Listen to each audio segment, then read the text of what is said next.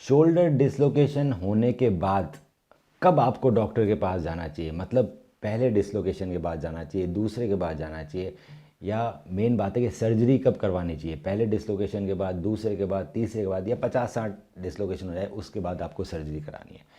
इसी पे बात करेंगे। मेरा नाम डॉक्टर मनु बोरा, मैं एक ऑर्थोपेडिक सर्जन और आर्थ्रोस्कोपिक एक्सपर्ट हूँ, टीम ऑर्थोस्पोर्ट, बॉम्बे, बेंगलोर, गुड़गांव। सो दोस्तों, जब आपका शोल्डर डिसलोकेट होता है, पहली बार तो समझने की बात है आखिर डिसलोकेट कैसे होता है। सो शोल्डर जॉइंट है ना दोस्तों, ग्लिनोइड रहती है और हमारा हाथ की रहती है ह्यूमरस का हेड जो आर्टिकुलेट करता है।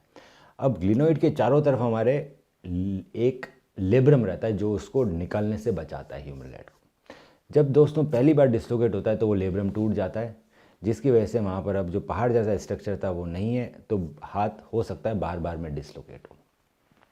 अगर आपकी एज 40 से कम है, अब आप यंग हैं और आपका डिसलोकेशन हो गया है शोल्डर का, चोट लगने के कारण, गिरने के कारण, खेलने के कारण, तो बहुत ज़्यादा चांसेस हैं कि वो बार बार में डिसलोकेट होता रहेगा। और जितनी बार डिसलोकेट होगा दोस्तों, उतनी बार वो आपके हाथ के जो ह्यूमरस का हेड है उसमें बड़ा खड्डा करेगा, क्योंकि डिसलोकेट होने के बाद वो चुभता है। दूसरा, आपका पहले तो सिर्फ बैंकार टूटा था, कार्टिलेजिनस बैंकार, अब वो धीरे धीरे आपकी हड्डी भी घिसेगा ग्लिनोइड की। सो ग्लिनोइड के अंदर भी बोन लॉस होगा और ह्यूमरल हेड के अंदर भी बोन लॉस होगा, जैसे जैसे हमारे शोल्डर डिसलोकेशन के एपिसोड बढ़ते जाएंगे। तो इसके लिए बड़े ऑपरेशन करने पड़ते हैं, बहुत ज़रूरी है, इसको इग्नोर ना किया जाए। अगर आपका एक बार डिसलोकेट हुआ है तो आपको एमआरआई करा लेनी चाहिए। अगर एमआरआई में आता है कि आपको बैंकार्ड लीजन नहीं है, इसका मतलब है कि आपको दोबारा डिसलोकेशन होने के चांसेस बड़े कम हैं। सो इसमें आपको हमसे कांटेक्ट करना है, हम आपको कुछ रिहेबिलिटेशन एक्सरसाइजेज बताएंगे। वो एक्सरसाइज अगर आप रेगुलरली करते रहोगे तो हो सकता है आपका दोबारा कभी डिसलोकेट ना हो पहले एपिसोड के बाद। पर अगर आपका दूसरी बार डिसलोकेट हो गया या फिर आपकी एमआरआई में बैंकार्ड लीजन या हिलसैक लीजन लिखा हुआ आ गया, सो दोस्तों बहुत इंपॉर्टेंट है, इसको इग्नोर ना किया जाए, उसको फिक्स करा लिया जाए, क्योंकि ये हर बार डिसलोकेट होगा। एक टाइम ऐसा आएगा जिसमें आपको सोते सोते रात को डिसलोकेट हो जाएगा। अभी तो कुछ कुछ एक्टिविटीज़ करने पे होता है, तो आप सोचते हो ठीक है कंधा ही तो है, दर्द तो कर नहीं रहा, काम तो चल ही रहा है, कुछ कुछ एक्टिविटीज़ करता हूँ मैं तो डिसलोकेट हो जाता है, तो वो एक्टिविटीज़ ना करूँगा। पर ऐसा होता नहीं है दोस्तों, इवेंचुअली धीरे धीरे कंधा इतना हिल हिल के इतना ढीला हो जाता है, इतनी बार डिसलोकेट हो जाता है कि आप जब सोते हो ना रात को, ऐसे हाथ करते हो तो कट से बाहर निकल जाता है।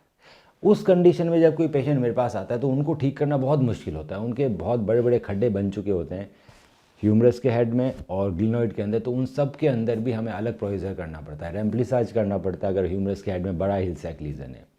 अगर आपके बैंकार्ड में बोनी बैंकार्ड आ गया तो उसमें लेटार्जे करना पड़ता है, या फिर अभी बहुत एडवांस है जिसके अंदर हम इलाइक क्रेस्ट की हड्डी ला के उसको फाइबर टेप और टाइट रोप से जोड़ देते हैं। सो ये भी एक बड़े एडवांस प्रोसीजर आ गए हैं, पर ये आपके बैंकार्ड सर्जरी के अलावा है, मतलब बैंकार्ड तो करना ही है, उसके साथ साथ ये सब भी करने। तो सर्जरी कॉस्ट बढ़ जाती है, ड्यूरेशन बढ़ जाती है, बड़ी सर्जरी होती है और रिजल्ट में भी मूवमेंट के रेस्ट्रिक्शन आ जाते हैं। तो बहुत ज़रूरी है कि एक डिसलोकेशन के बाद एमआरआई कराई जाए। एमआरआई में अगर बैंकार्ड लीजन नहीं लिखा हुआ है तो आप हमारे पास आइए, हम आपको एक्सरसाइज बताएंगे और आप हमेशा ठीक रहेंगे। अगर उसमें बैंकार्ड लीजन लिखा हुआ है तो उसे इग्नोर मत कीजिए और उसकी सर्जरी प्लान कर सकते हैं। नॉटलेस बैंकार्ड रिपेयर होता है सूचर टेप और पुश लॉक एंकर से।